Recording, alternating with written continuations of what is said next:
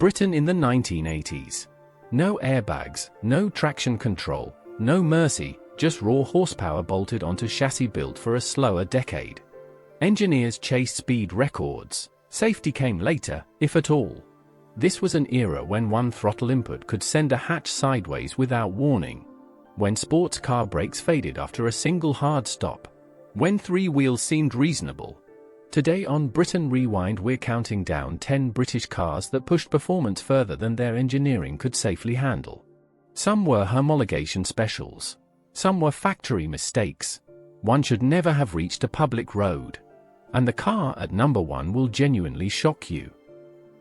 Number 10. Reliant Robin. A three-wheeled fiberglass oddity built to dodge tax laws, not corner safely. Just 850cc and 40 horsepower under the bonnet. That sounds harmless. But the real danger wasn't the engine. It was the geometry. A single wheel up front carried far more weight than physics liked. Owners learned fast. Sharp turns meant trouble. Some drivers avoided roundabouts entirely, looping the long way round rather than risk what happened when they turned in too quickly. The narrow front track made the Robin genuinely prone to tipping under hard cornering, long before television exaggerated the effect for laughs. Would you have trusted three wheels at speed? Most owners simply drove around the problem, literally. It's sold by the thousand anyway, cheap and beloved by working families across Britain. But few cars wear their instability so visibly. The Robin's reputation wasn't manufactured for entertainment. It was earned the hard way, one near miss at a time. The next car traded comedy for genuine menace. Number 9. Vauxhall Astra GTE Mk2. Vauxhall wanted a Golf GTI rival. What they built was something far twitchier. The 1.8-litre engine made 115 horsepower, later boosted to 130. Respectable numbers for a mid-80s hatchback. But the 8-valve GTE hid a vicious trait beneath its boxy styling. Lift off the throttle mid-corner, and the rear end would snap into oversteer without the slightest warning. No progressive build-up. No chance to correct early. Just sudden, unannounced rotation. Road testers called it leery. Owners called it terrifying. One driver described losing the back end in a straight line while reversing at barely 12 miles an hour. Few drivers saw it coming, because there was nothing to see. The flaw was baked into the suspension geometry itself. Vauxhall eventually fixed it with the sharper 16-valve version years later.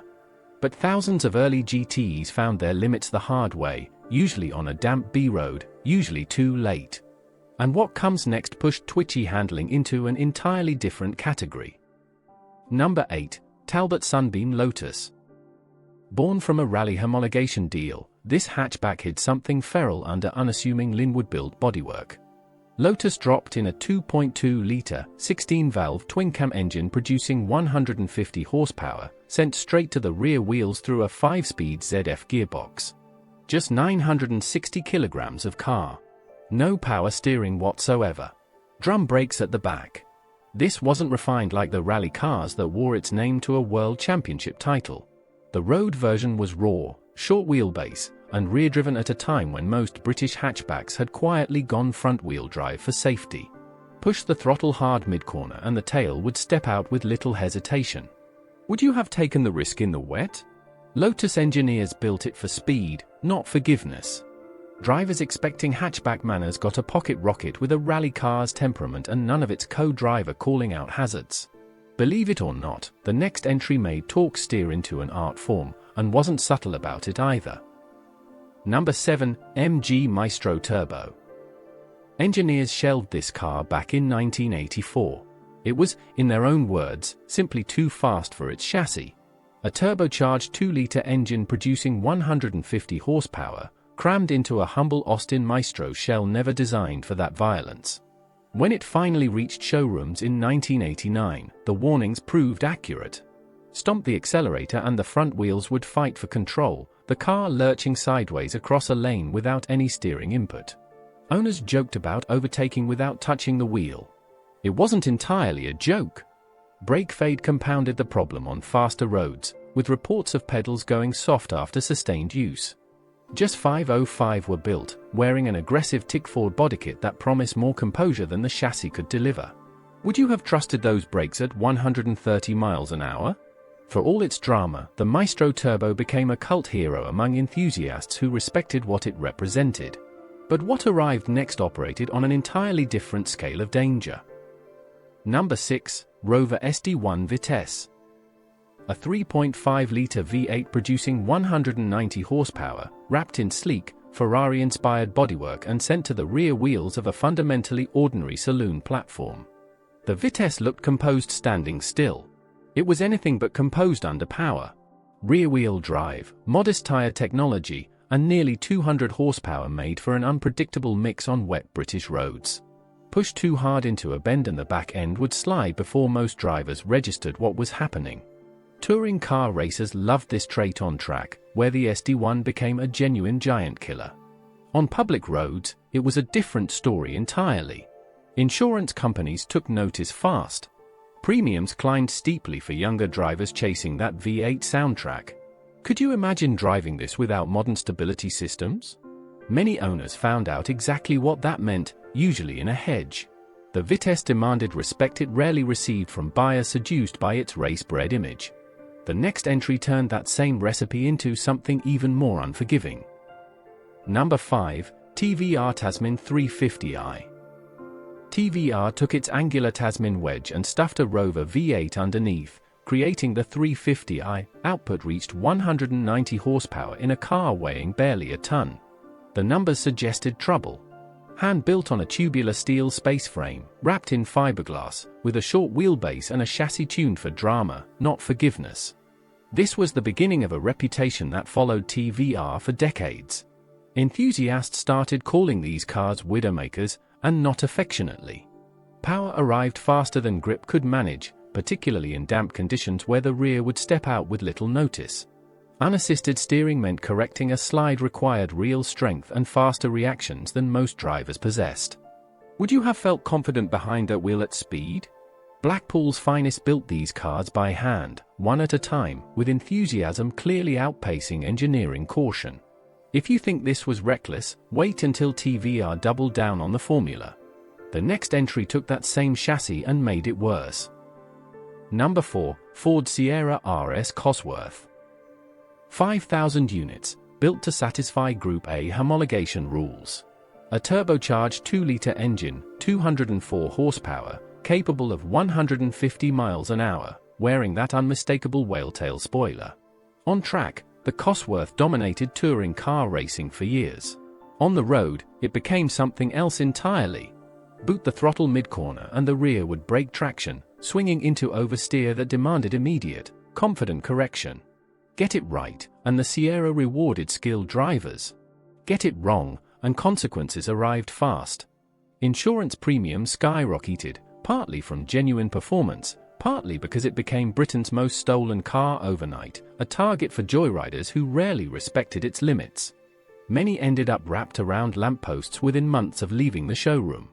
Would you have felt safe in the passenger seat? Ford built a genuine giant slayer that humbled supercars on a budget, but only for drivers who understood what turbo lag could unleash mid-corner. Yet even this wasn't the most dangerous Blackpool story on our list. Number 3. TVR for 50 SE. TVR enlarged the wedge-shaped Tasmin's V8 to 3.9 litres, then 4.5 litres, pushing output to 320 horsepower in a fiberglass-bodied sports car weighing barely over a ton. That power-to-weight ratio embarrassed cars costing 3 times as much money. The widowmaker reputation that started with earlier wedges intensified considerably here. More torque, more speed, the same short wheelbase and unassisted steering setup remained. High-speed stability improved with revised styling, but the fundamentals stayed unchanged underneath. Push the throttle hard exiting a bend and the chassis would step sideways with startling speed, faster than many drivers could correct in time. Few owners pushed these cars to their absolute limit more than once. How confident would you feel managing that much power through a hand-built space-frame chassis with no electronic safety net? TVR built genuine giant killers in the supercar world, cars that could humiliate Ferraris in a straight line. But humbling a Ferrari and surviving the corner afterward were two very different challenges. Number 2. Lotus Esprit Turbo. Most people remember the Esprit for chasing James Bond across Mediterranean cliffs. Few remember how unforgiving the early turbo version became at its limits. A 2.2-litre turbo engine produced over 200 horsepower, propelling a featherweight fiberglass body to speeds nearing 150 miles an hour. Unassisted steering. No ABS. No traction control whatsoever. The Esprit's chassis balance was genuinely excellent through most corners, which made the rare moments it bit back all the more shocking. Push hard enough, lift at the wrong instant, and the rear-mounted turbo engine could snap from gentle understeer into sudden oversteer near the edge of adhesion. At nearly twice the legal limit, stability remained remarkable. But finding that edge on a public road carried real consequences for anyone unfamiliar with mid-engine dynamics. Would you trust that razor's edge without modern electronic intervention? Lotus built a genuine supercar slayer for a fraction of Italian prices. But our final entry combined everything dangerous about this decade into one package. Number 1. Aston Martin V8 Vantage. Britain's first true supercar. A hand-built 5.3-litre V8 producing close to 400 horsepower, capable of 170 miles an hour, accelerating to 60 in just 5.3 seconds. Faster than a contemporary Ferrari Daytona. Under 2 tons of British muscle with brakes and tyres designed in an earlier, slower era. Aston Martin refused to even build a convertible version for years, citing genuine safety concerns at the Vantage's terrifying top speed. Unassisted steering required real physical strength. The heavy clutch and gearbox demanded total concentration. At 170 miles an hour, on era-appropriate tyre technology, with no anti-lock brakes and no stability control, the margin for driver error shrank to almost nothing. Few cars demanded this much respect from their owners. This wasn't a car you drove casually. It was a car that drove you, if your attention slipped for even a moment. Should this much speed have been allowed onto British roads without modern safety systems? Many believe the answer is no. 10 truly remarkable cars. 10 reminders of an era when speed outpaced safety and engineers chased glory before caution. The 1980s gave Britain some of its most thrilling machines, built without airbags, without traction control, without forgiveness for human error. That's exactly why they're remembered today. Danger and desire have always walked together in car culture, and these machines proved it on every wet roundabout and motorway slip road across the country. If you owned one of these legends, or survived a ride in one, tell us in the comments below. And if you are new here, subscribe to Britain Rewind for more forgotten chapters of British motoring history.